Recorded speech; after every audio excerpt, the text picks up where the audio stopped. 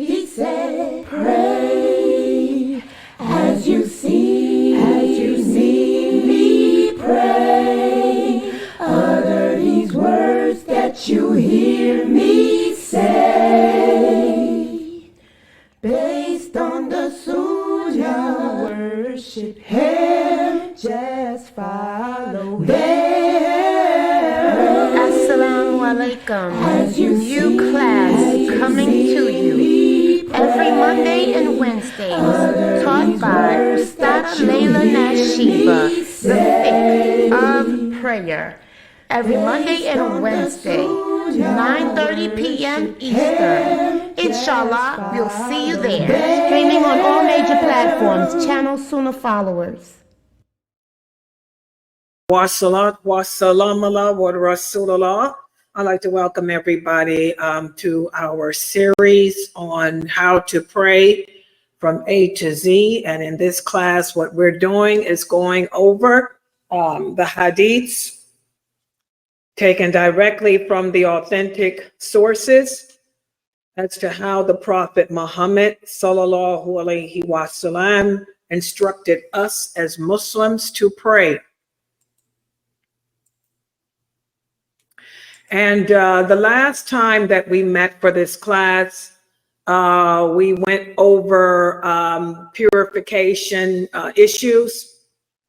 We've discussed things that may or may not impact our wudu or the purification process. So I'm going to start off with a quiz for everyone. I'm going to put the PowerPoint up on the screen first. Just bear with me.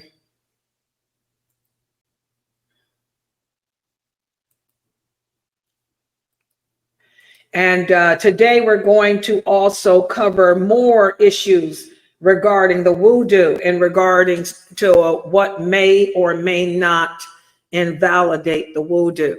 And these are typical questions or typical scenarios that many Muslims come up with, especially those that are new to practicing Islam.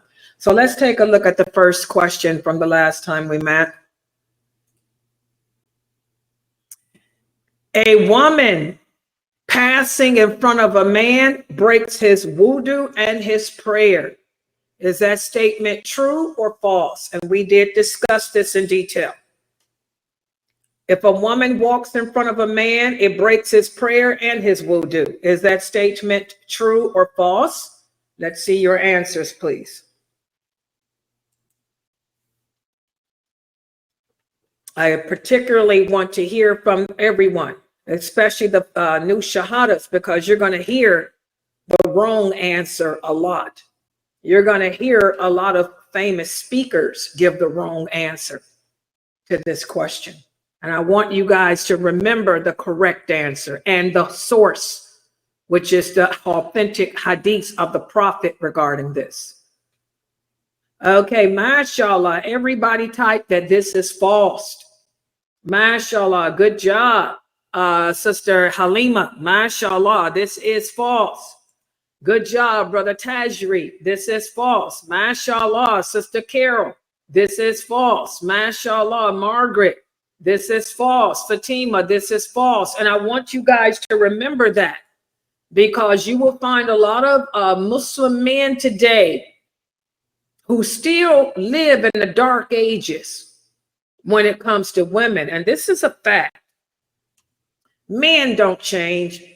Humans don't change. We have the same issues we had in the time of the Prophet, sallallahu alaihi wasallam. They just become more magnified. You know, there are a lot of men that live in the dark ages. They want to say that a Muslim woman is a bad thing. And I say Muslim woman because they don't have a problem with the Kafir women. I find it very strange that these men that make all these comments about Muslim women and how we're supposed to be slovenly and how we're less than human, they kiss the feet of Kafir women who are naked and everything un-Islamic. Irrighteous. You know, they love non-Muslim women, but they hate their own women. I mean, that's really crazy, these brothers. Okay, this is not true.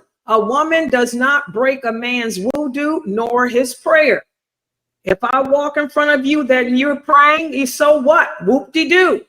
Can anybody give us the dalil? What's the hadiths that we talked about? Several hadiths.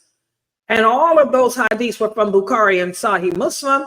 Who can give us some of the evidence? What is some of the hadiths you guys were told to remember and never forget? Because you're going to come upon a lot of men who will tell you that because you're a woman, you're not human. And if you step in front of them when they're praying, their prayer is broken and their wudu too. What's the dalil? Can anybody in my Zoom room remember? Since none of you answered the question, perhaps y'all don't know these answers. People in Zoom? When the Prophet ﷺ was praying and Aisha was laying in front of him, he was using her as his sutra, and whenever he would get down to prostrate, he would tap on her feet. Okay, that's one of the hadiths. That hadith is Sahih Bukhari. Okay, the Prophet ﷺ used to do his night prayer in the house of Aisha, and she would be his sutra. She would be lying in front of him as his sutra, and he would touch her to let her know that he was bending down so she could move her feet. That's one of the most authentic dalils. Okay, so I want you people to never forget these hadiths, because you will find men today who still are primitive in their thinking when it comes to women. Not only are these men abusive towards women, but they'll tell you that you're less than human, that you break wudus and everything else. And by the way, these are the same men that tell you women that you're supposed to be ugly, that you're not supposed to be clean, that because Allah blessed you with a nice face, you're cursed. Because you choose to wear green, you're going to hell. You're only supposed to be beautiful and run around the house naked for him. You have nothing but a vagina for him. That's how a lot of these men feel. I'm just keeping it real. You're supposed to be naked and non-afraid for him. But when anybody else comes around, you're nothing but garbage. And I can't stand that mentality. And they lie. Oh, sick of these men.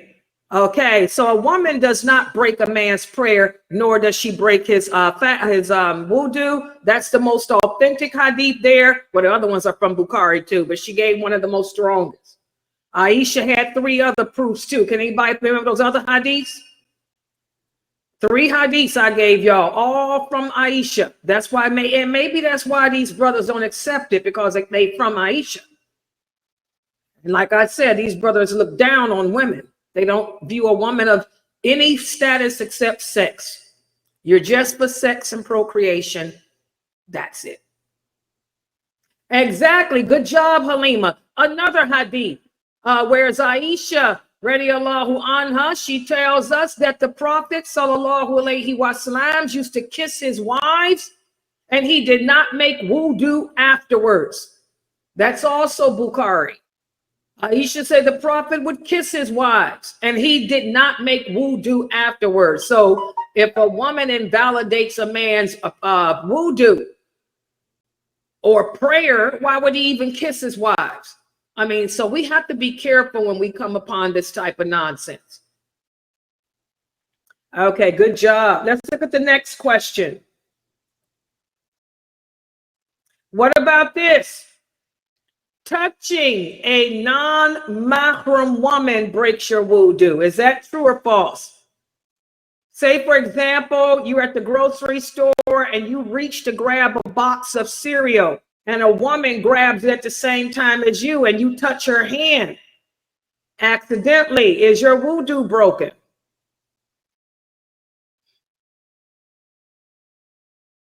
A non-mahram woman breaks your wudu if you touch her. Is this statement true or false? A woman gives you a pencil in school. You're in school and another girl gives you an ink pen and you accidentally touch her hand when you grab the pen. Your wudu is broken. True or false? Mashallah, this also is false, guys. This is false. And again, the same hadith. Okay. So I want you brothers to understand that women are not animals. You know, we're human just like you. We don't invalidate your prayers. We don't break your wudu or any of that. So you brothers are going to have to toughen up. I know a lot of you, and I do mean a lot of you brothers are very weak-minded when it comes to women.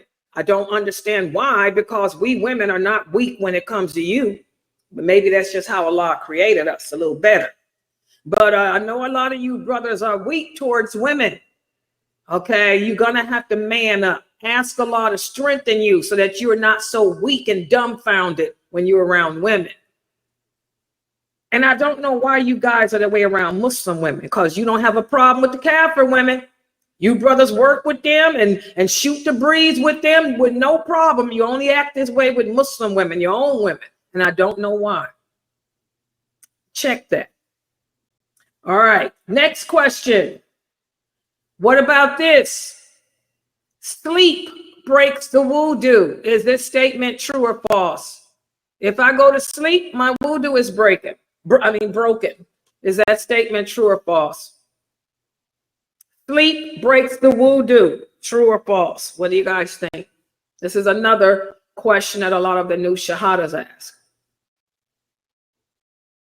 Brother Hussein said that it's true, that it does break the wudu.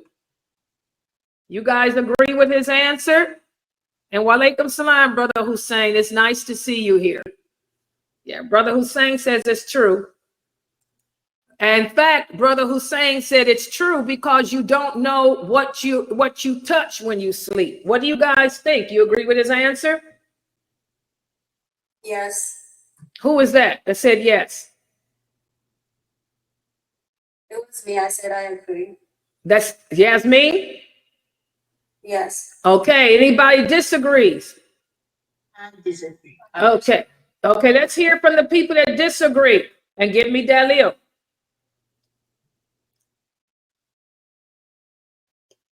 I'll say first, so I disagree because the Prophet Muhammad SAW was sitting up and he was asleep. So he said a deep sleep. So when you lay down and you're in a deep sleep, but if you're sitting up, you're not actually asleep because you can actually hear people when you're around because you're not in a deep sleep.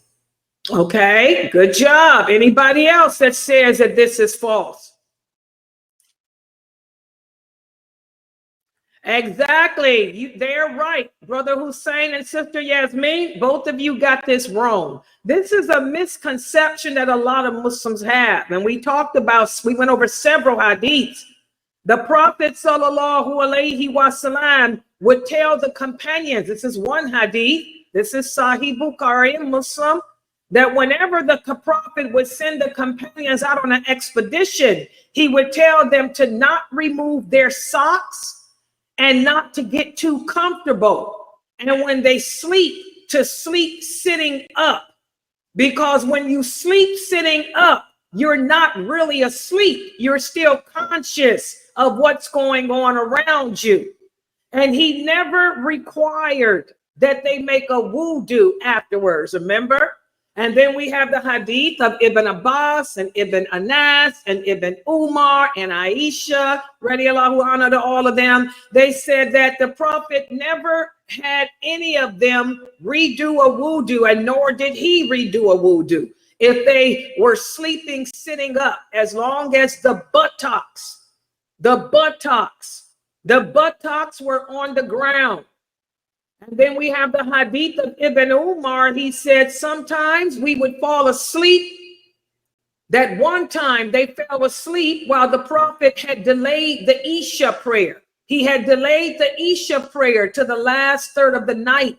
And this is Sahih Muslim. The companions were sitting around waiting for him.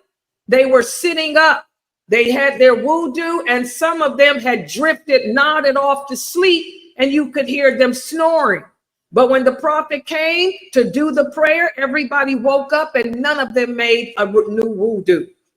Okay, so all of those hadiths are authentic. So the only type of sleep that's going to break your wudu is if you lay down. If you lay down and go into a deep sleep, because that's a deep sleep. When you lay down and get comfortable and get warm and put your blanket on and get all warm, I'm sorry, baby, it's lights out. You ain't conscious. But sitting up, you're still halfway there. So I want you guys to remember that only if you're laying down sleeping do you have to redo the wudu. And this is important to know because but before I retired, I used to work third shift, and I had other Muslims at my job. A lot of the men like third shift because it was lazy. They didn't have to do no work. So I would tell the brothers all the time, because they would come to work and they would like to lay on the couch and go to sleep and sleep the whole 8 hours. Now I tell them, I would tell them, this is why you guys are getting busted. They're getting caught on the job sleep, and you getting written up, and I can't defend you as a union steward because they got you on camera. I told them, if you guys are gonna nod off, sit up. And that way, because you're still conscious, you can hear if the door opens, you can hear a key rattle, you can hear voices talking if you're sitting up. But when you men lay down, it's not lights out. You don't hear nothing. Okay, so that's something to remember for third shift people too. Don't ever go to work and lay down and go to sleep. You're gonna get caught. If you're gonna nod off, put a hood on and so they cover your eyes so they can't see what you're doing, and you sit up. Okay, all right. Yeah. Next question. What about this? Touching the sexual organs with your hand breaks the wudu. Is that statement true or false? If I touch my private part with my hand, it breaks my wudu. Is that true or false?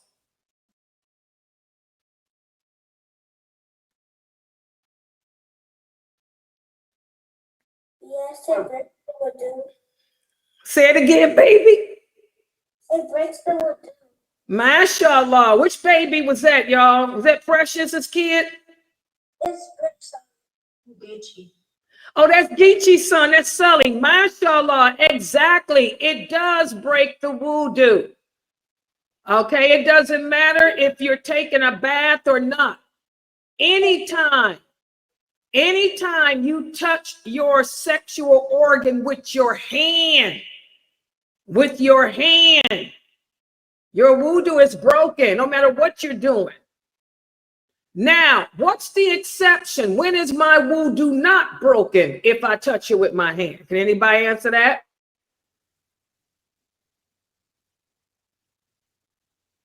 When is my wudu not broken with my hand in regards to the sexual organ? If there's a barrier, like if you have a shirt on or pants on and you touch your sexual organs and there's that barrier, then it's still accepted. Exactly, if there's a barrier between it. So say, for example, I scratch my private part, the top of my private part, but I have my pants on, but I got an itch, so I scratch it. Did I break my wudu?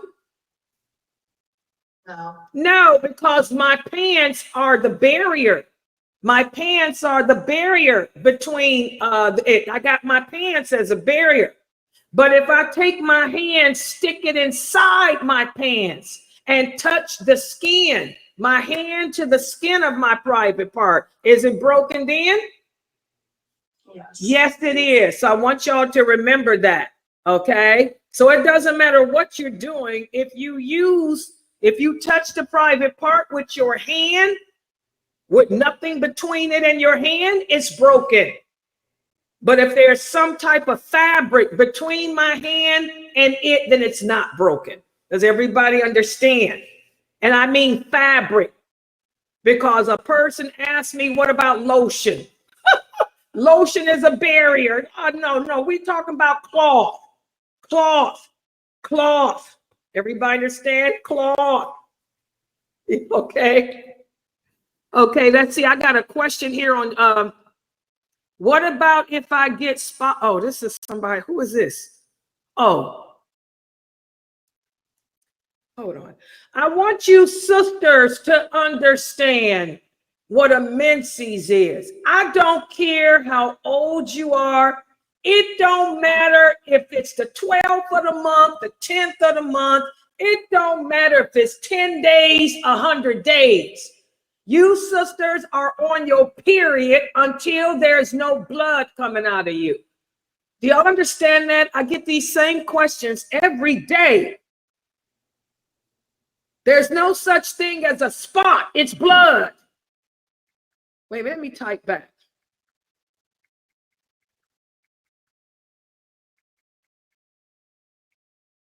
I mean, what's so hard about that?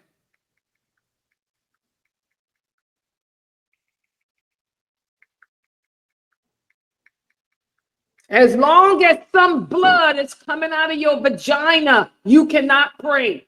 Y'all understand that?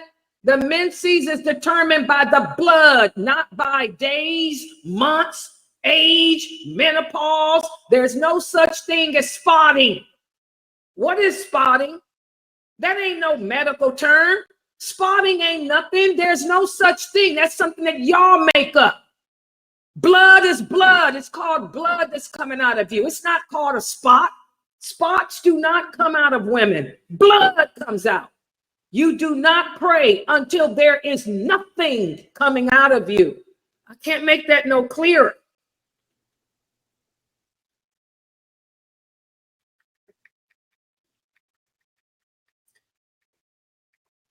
As long as anything is coming out. And now I see how Aisha, radiallahu anha, felt. Aisha said that's one of the number one questions women would send to her. They would send her boxes with dirty, bloody tissues and stuff. And disgusting. You sisters just have to understand. You know, when you got blood coming out of you, you don't pray. Why would you even want to? It's nasty. Allah loves cleanliness. So sit down and thank Allah that you're on your period. Because by the way, sisters, your period is a blessing from Allah. That's Allah's way of giving you a break away from your obligations. So you women have to learn to accept Allah's blessing and stop allowing your personal genes to push y'all to be fanatical extremists who Allah hates. So you're bleeding. Alhamdulillah. You ain't got to pray. And Allah doesn't make you make it up either. So say, Alhamdulillah, and go live your life. Live your life. Whoa. Keep it moving. Oh, you sisters. Oh, that jinn that we got is bad, ain't it? He does not want us to submit. He wants us to get cursed. And by the way, what's the punishment for praying on your period? You're cursed by Allah. Y'all see how evil that jinn is? That jinn is trying to get you to put Allah's curse on you. Because that jinn know that I done told you that it ain't based on age, it ain't based on days, it's based on the color of the blood. Your jinn knows that since I told you, you held accountable. So he's going to now make you put Allah's curse on you.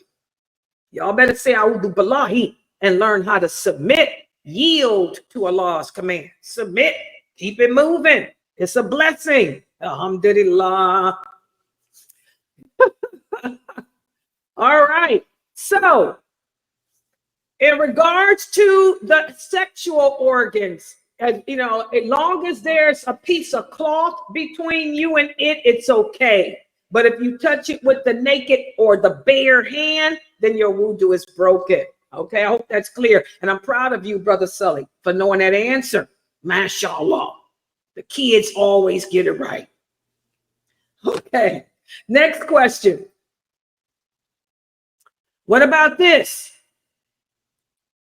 Not mentioning Allah's name before making wudu makes your wudu invalid. Is that statement true or false? Not mentioning Allah's name before wudu makes the wudu invalid. Is that statement true or false?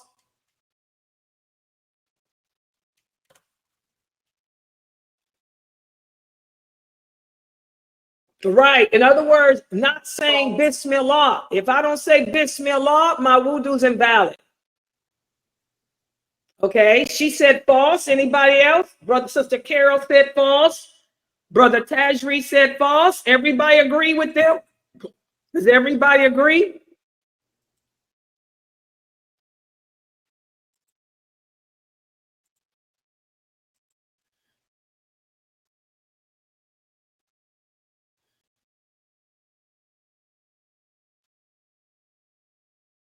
Okay. Whoever this person is, I know what my question is. There are no spots that come out of a woman. My statement was correct. What comes out of a woman is called blood. And as Muslim women, we don't pray when there's blood coming out of us. So thank you, but no thank you.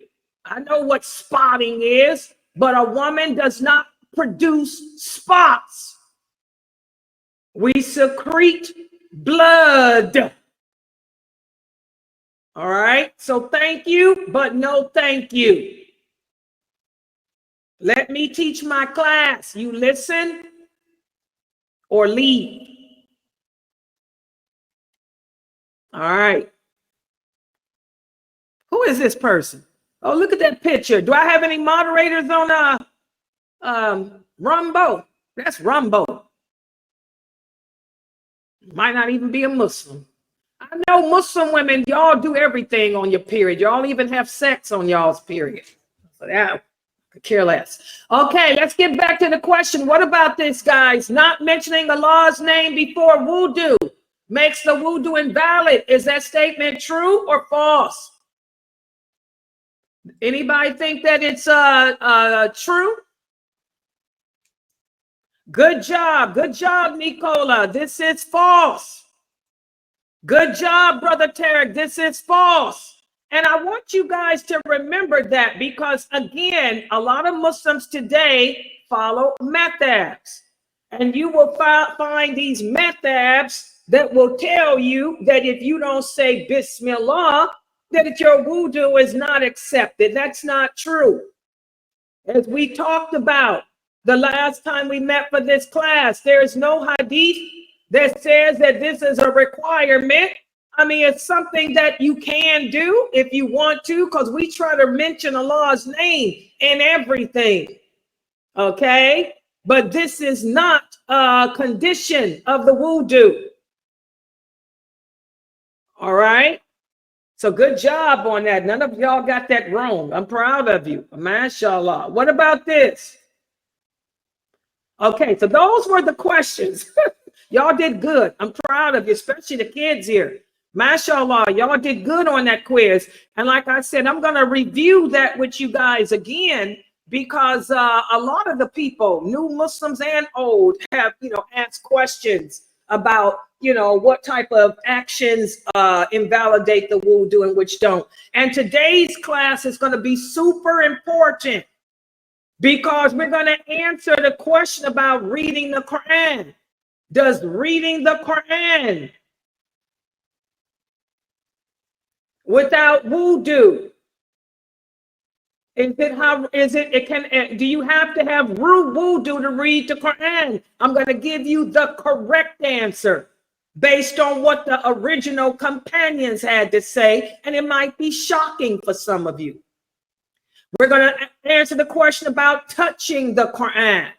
Can I touch the Quran without a wudu? I'm going to give you the companion's answer, and it's going to be shocking to a lot of you. We're going to also talk about other things. So let's get started, because tonight's And of course, I got all the dalil, the hadiths with their sources. Okay, and you're going to be surprised because most of us don't know the correct answers. Okay, but let's first address this issue here.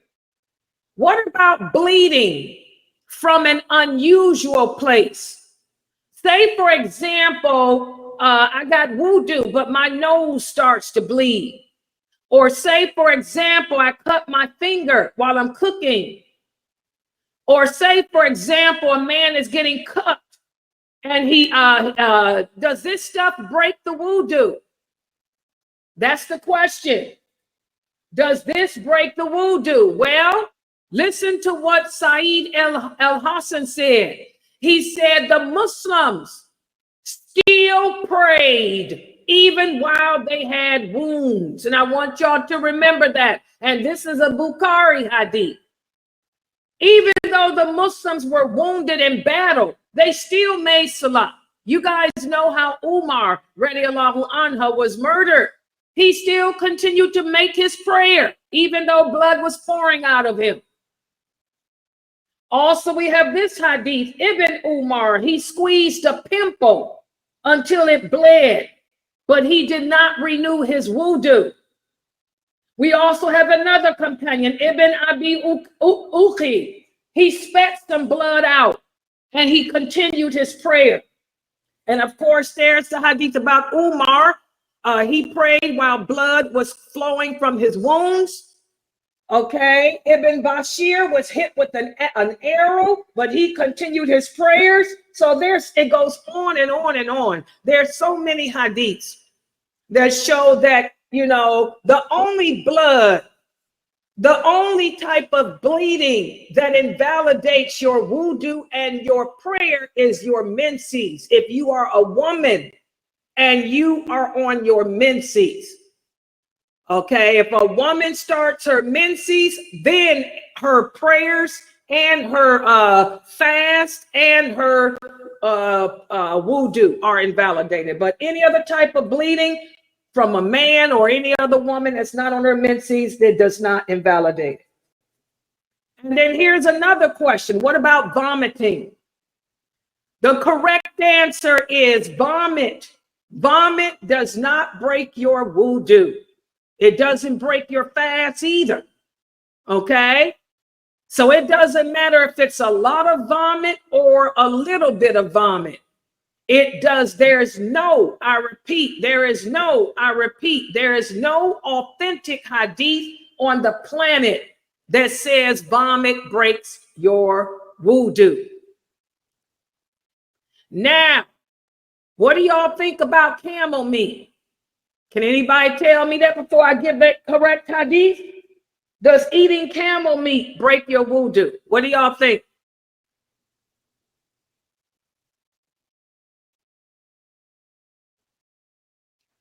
I remember when I made Hajj, I was served a camel kebab. That's what I called it. I don't know what it was, but it was the best meat I ever had in my life. It was camel meat on a stick and it was barbecued. Oh my God, it was so sweet and good. I sat there and ate about 4 or 5 of those shish kebabs.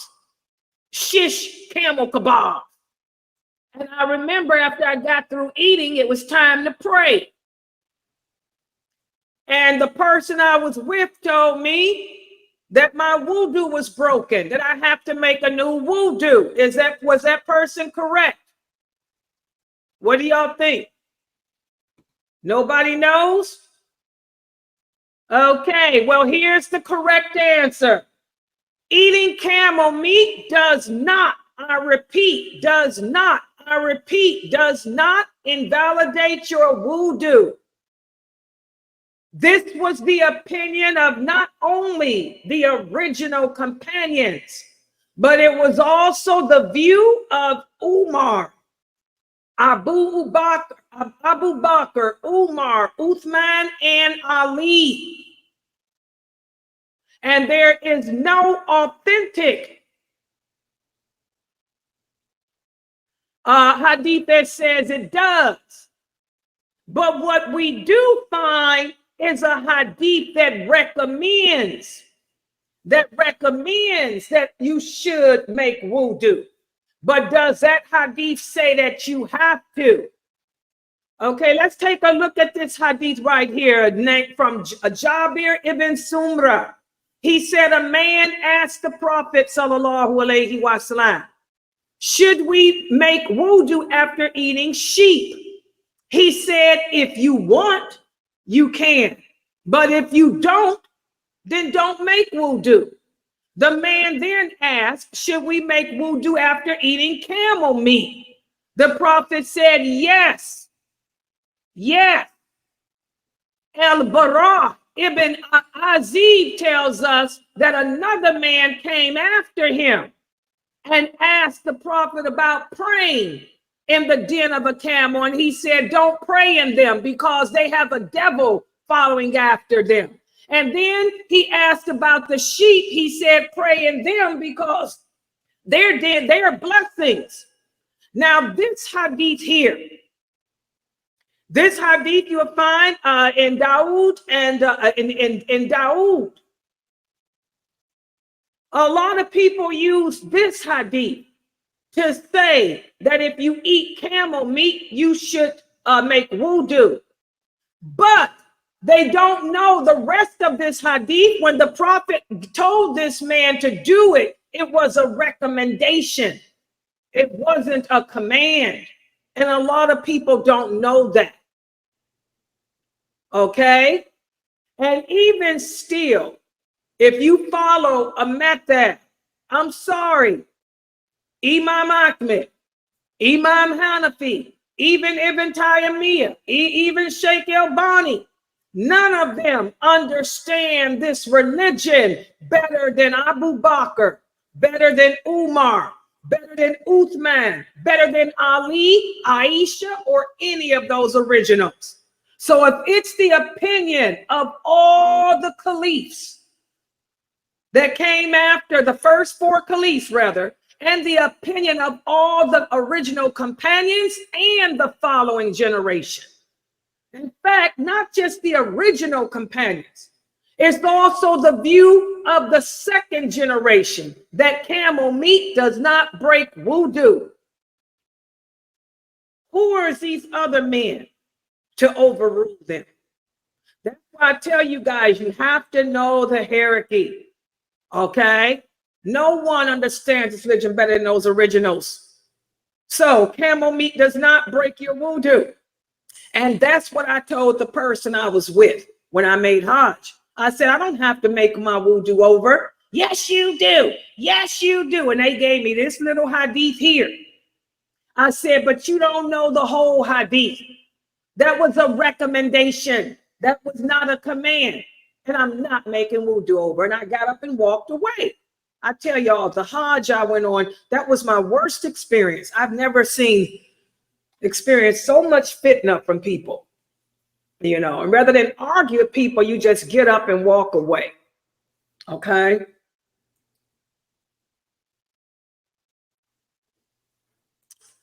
So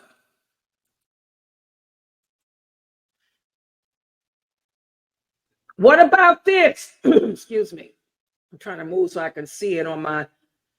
A lot of people ask me the question, what about if you think you pass gas, but you're not sure? In fact, this question came up when we had this class the other day. Well, if you doubt whether or not you have wudu, remember, guys, doubt comes from Shaitan, your personal jinn. He wants you to doubt because he wants you to be repetitious, because he knows that Allah hates a fanatic. Allah hates an extremist. Okay, so what do you do? Well, if you are certain that you broke your wudu, then you make a new one. But if you don't know, assume that you have the wudu. Y'all understand that? You do the opposite of what Shaitan commands us to do. So what does that mean? You know, I don't know. I really don't know if I broke my wudu or not. Then you assume that you do have it. Okay? We have to do the opposite of what Shaitan tries to get us to do. And we also have this hadith here, whereas one of the companions said that his stomach was rumbling. So he didn't know if he broke his wudu or not, if he broke his prayer or not. The prophet said, don't leave the prayer unless you hear something or smell something. This hadith is also in Imam Muslim's collection. Okay? So unless you can remember smelling something, or unless you can remember hearing a sound, there's no need to remake that wudu. And it happens to a lot of the elderly sisters here. The elderly sisters will say, Sister Layla, I can't remember if I broke my wudu or not. Well, you assume that you didn't, unless you can remember smelling something or something like that. Okay? And that does not mean that if you hear a sound or a smell that it breaks your wudu, but that's just usually the way that, we can determine if we passed gas or not, especially if you got irritable bowel syndrome and issues like that. And again, another hadith, if a person is unsure about his condition or state of purity, he does not need to perform a new wudu. If he is certain that he invalidated his wudu and doubts whether he has purified himself or not, then you make a new wudu. Okay, so if you're unsure, assume that you have the wudu. And that makes sense, because what is it that Allah rewards us based on anyway? What are we rewarded based on? Our intentions. So you see how easy the religion is. Allah knows that it's your intention to be in a state of purity. So if you can't remember if you are or not, it only makes sense to assume that you are, because he's grading you on your intention anyway. SubhanAllah. And that brings us to the next question. What about laughing? Now, this is something that the kids ask me. The kids want to know, if you laugh during the prayer, does that break your wudu? Laughing does not break your wudu. Why? Because in order for us to say that something is haram or something is bad or something is dirty, we have to have clear evidence from Allah or the Prophet. And there are no authentic hadiths that state anything about laughing breaking your wudu. Okay? So laughing does not break the wudu. What about this? Washing a dead person. You do not, I repeat, you do not, I repeat, you do not have to have a new wudu. And there are a couple of hadiths that do say that washing a dead body breaks the wudu, but those hadiths are not authentic. That's why I tell you, you have to be careful when you're reading Abu Dawood or Tirmidhi, because 30% of the hadiths in those books are not authentic. You have to be careful. So, washing a dead person does not break the wudu. We have to remember, wudu is required whenever we perform a prayer, an obligatory prayer, a voluntary prayer, or the funeral prayer. The funeral prayer is a voluntary prayer. So whenever we are praying to our Lord, that's when we have to have wudu. But we do not need a wudu to call upon Allah or to supplicate to Allah. Does everybody understand that? So say, for example, I want to make dua. I want to call upon Allah for help. I don't have to have a wudu for that. And this is important because there are some men out there who will tell the women that we can't even make dua if we're on our period. Who said that? That's not from Islam. Allah tells us, oh, you who believe, when you get up to perform the prayer, that's when we make our wudu. He did not say that we have to do that when we call upon him. Also, the Prophet sallallahu alaihi wasallam said, Allah does not accept a prayer that was performed while the person was not in a state of purity. Okay, but that is not talking to Allah. That's not calling upon him. That's not supplication. So you don't have to have a wudu to supplicate. And for you sisters, you don't have to cover your head to supplicate either. You don't even have to have an abaya on to talk to Allah. You can talk to Allah anytime you want to, no matter what state you're in. Does everybody understand that? Very important. And now that brings us to the next point. What about if I was to make the tawaf around the Kaaba? Making the tawaf around the Kaaba is a type of prayer. But Allah has allowed us to speak during it. So whoever speaks during making a tawaf should only speak good. And of course, you have to be in a state of purity. So you need the wudu when you're making tawaf around the Kaaba. What about this? Touching a Quran. Here's the big question.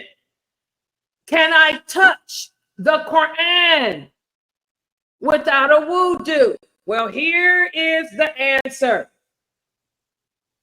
Abu Bakr, the son of Abu Bakr ibn Muhammad, related from his father on the authority of his grandfather, who was that the Prophet sallallahu alaihi wasallam sent a letter to the people of Yemen, which stated, no one is to touch the Quran except one who is in a state of purity. This is the hadith that the brothers, those scholars that say that you need a wudu to touch the Quran, they base it on this hadith here. This is the hadith that they use. Also, we have another hadith from Ibn Umar. He said the Prophet sallallahu alaihi wasallam said, no one is to touch the Quran unless he has purified himself. That's another hadith that the brothers who say you have to have wudu to touch the Quran use. But there's a problem with this hadith. What's the problem? The word purify, the Arabic word for purify, is referring to the angels. And you guys have heard Dr. Dramali speak about this. When Allah says in Surah Waqiyah that no one touches it except those who are purified, this is referred to the angels. It's not referring to you and me. It's referring to the angels, not you or me. So, Ibn Abbas, Zayd ibn Ali, and many others are of the opinion that a person who has a minor defilement may touch the Quran. And that's why, if you guys were to ask Dr. Dramali, can a person touch the Quran without a wudu? He will say yes. Because he says the same thing that Ibn Abbas and all these others companions say, that when the Prophet was speaking about being purified, he was talking about, this was reference to the angels. So that's why you will find other scholars like Dramali who will tell you that you can touch the Quran without having a wudu. And we already know that we can read it. You don't have to have wudu to recite the Quran. There's many hadiths where Aisha, radiallahu anha, Salama, and all the other women would recite the Quran without having a wudu. But you got the scholars split on this. Some scholars say you need a wudu to touch it. Other scholars say you don't. So, alhamdulillah, you guys live in the year 2024. Alhamdulillah, everybody has a cell phone. So all you have to do, if you're in doubt, is read from your cell phone. You can read the Quran from your cell phone, and you don't have to worry about who's right or who's wrong. Okay?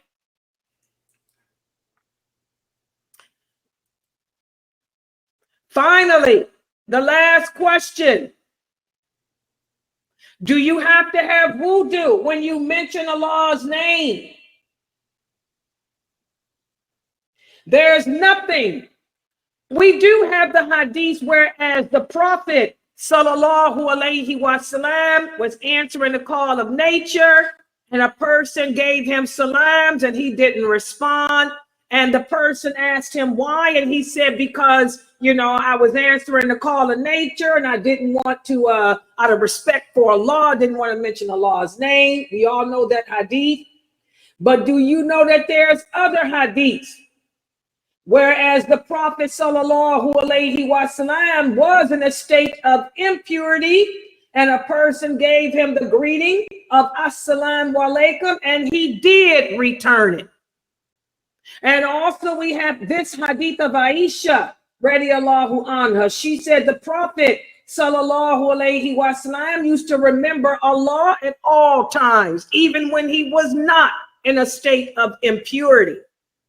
So you do not have to be in a state of purity to mention Allah's name. Here's another hadith from Ali. He said the Prophet would come from relieving himself. He would recite to us and eat meat with us, and nothing would stop him from the Quran except post-sex impurity. So there you go. We have a lot of extremists who will tell you that you can't even say Allah's name without a wudu. This is not correct. And going to sleep. The Prophet sallallahu alaihi wasallam suggested that we keep Allah on our mind as often as we can, that we not only wake up in remembrance of Allah, but we go to sleep that way too. The Prophet Muhammad recommended that we make wudu and we lie on our right side when we go to sleep. But is this an obligation? No. This is something that he encouraged us to do, to make our last thoughts in this world and to make our last actions in this world be for Allah. But do we have to do that? No. Okay? So those are the things I wanted to go over today.